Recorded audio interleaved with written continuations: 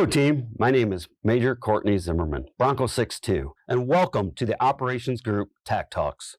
Today we'll be going over how to run an efficient and effective protection working group at the brigade level and can easily be tailored and replicated to a division and higher protection working group. If you truly want to operationalize the protection working group within your organization, this video is truly for you.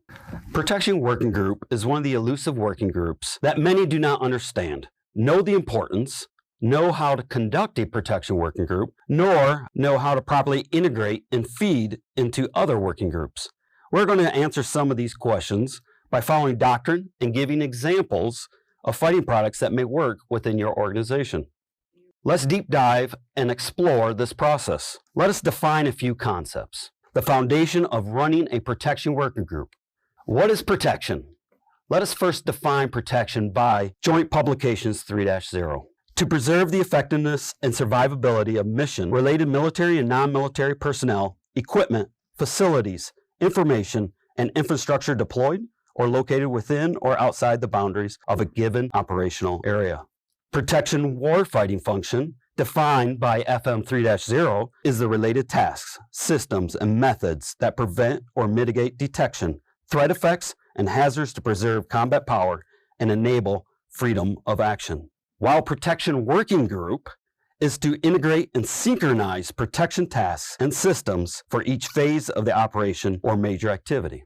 The protection working group differs at each echelon, with greater emphasis on tasks and integration with maneuver at lower echelons, and greater emphasis on synchronizing and reorganizing resources at higher echelons. This is an example to help the protection working group team provide structure and organization to their meeting. The protection working group recommends assets to apply active and passive defensive measures in order to safeguard the force, preserve combat power, sustain freedom of action, and mitigate effects of threats and hazards while minimizing units' vulnerabilities. So what is the purpose of protection working group?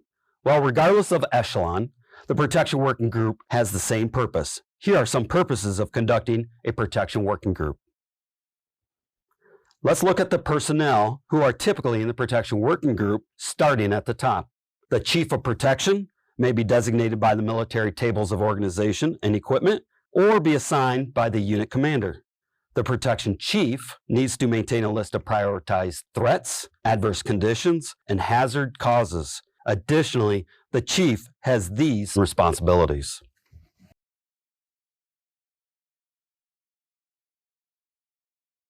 To better manage the meeting and ensuring the protection chief is able to synchronize, the protection chief can designate an assistant to run slides, manage the flow of the meeting, note-taking, and follow up on do-outs. This is highly recommended. Here are some potential protection working group cell members.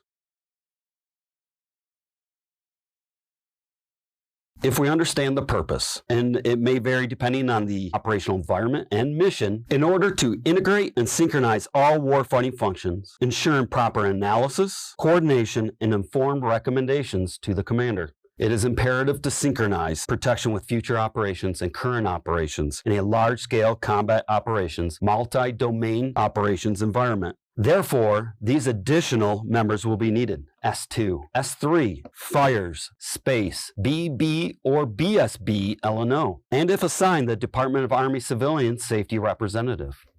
How often should a protection working group meet? It should start at MDMP and during each phase of the operation. During operations, the protection work group should meet daily and be incorporated and deconflicted within the unit's battle rhythm. The battle rhythm should support a minimum future operations planning cycles to ensure recommended changes to protection enablers, tasks, and priorities. The meeting should never last more than an hour. The location can vary depending on the unit, but at plans, rear command posts, or mission support site are all viable and proven successful options.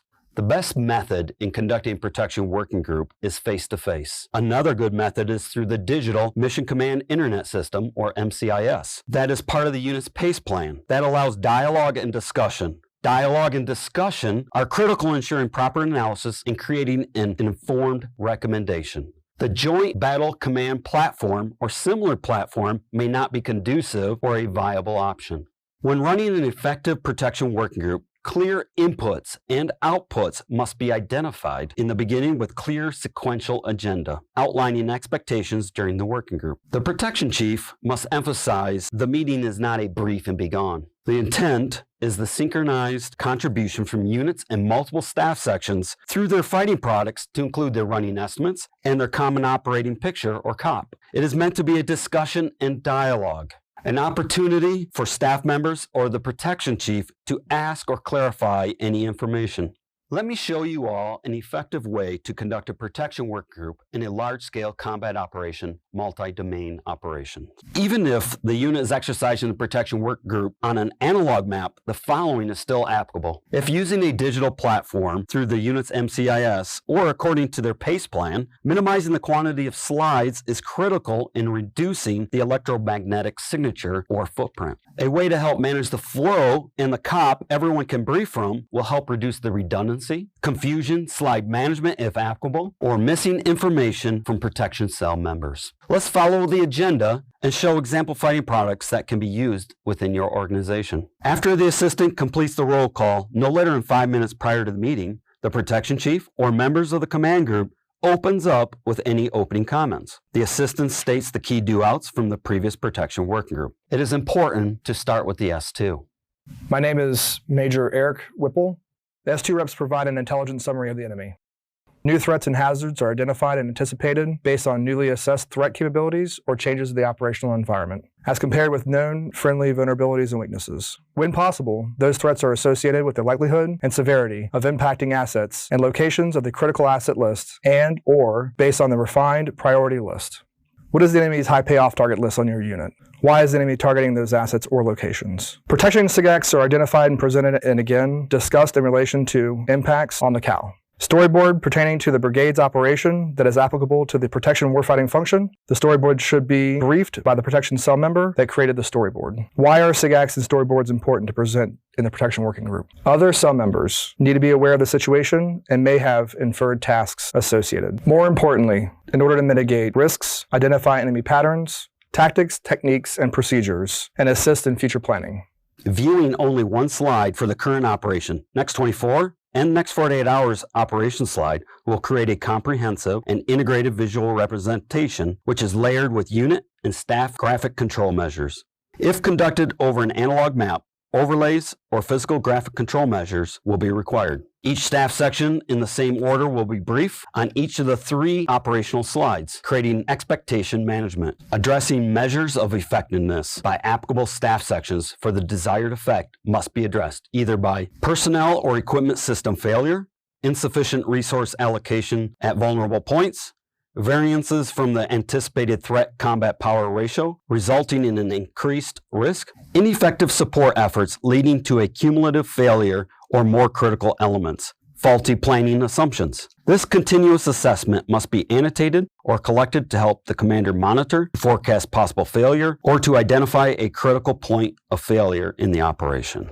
Hello, my name is Captain Paulsen. I will be discussing PPLs and the CAL and the DAL. Following the next 48-hour discussion, it is imperative to discuss the next 72-hour recommended PPL based on operational plans for the brigade. The Protection Prioritization List, or PPL, are organized through the proper alignment of critical assets. The commander's priorities and intent and the impacts on mission planning determine critical assets. A critical asset is a specific entity that is of such extraordinary importance that its incapacitation or destruction would have a very serious, debilitating effect on the ability of a nation to continue to function effectively. The PPL, in short, will be a list of all critical assets that require some type of protection for the operation to be successful. The various protection stakeholders would then assign units to help in the protection of those assets. Examples of brigade assets aligned to protect the critical assets could be military police support, CBRN support, an infantry company detailed to security, engineer assets to hardened positions, or MEB assets assigned from division to the rear area. For ADA specifically, we would take the PPL created through the Protection Working Group to create the Critical Asset List, or the CAL, which is all assets requesting ADA coverage. Then, using criticality, vulnerability, and threat, or the CVT method, we would then assign weights to each asset. The assets with the highest weights would be prioritized in the CAL. Air Defense would then assign ADA coverage going down the CAL, with highest priorities getting coverage first until there are no more ADA assets available to be assigned. This list then becomes the Defended Asset List, or the DAL. The DAL is all assets that have been assigned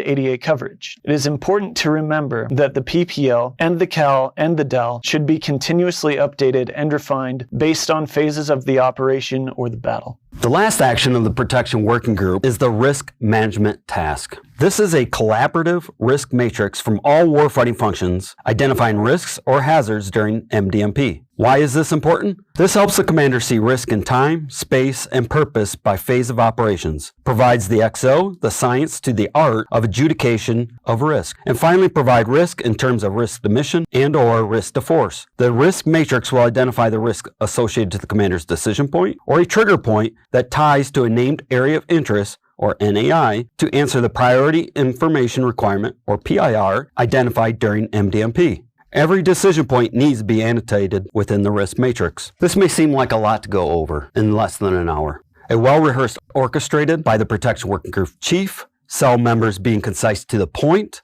sidebar conversations minimized, while the Protection Work Group Chief is orchestrating the flow. An effective meeting will typically last 30 to 45 minutes. We address the Protection Work Group example structure, the importance, and how to conduct a Protection Working Group. The Protection Work Group Chief will then represent the entire warfighting function during the commander's update briefs, battle update briefs, the targeting working groups, ensuring the commander and staff is informed and to receive any further guidance from the commander. We hope you can walk away from this presentation with some tools, techniques, and a better understanding how to conduct a Protection Working Group here at the Operations Group NTC TAC Talks.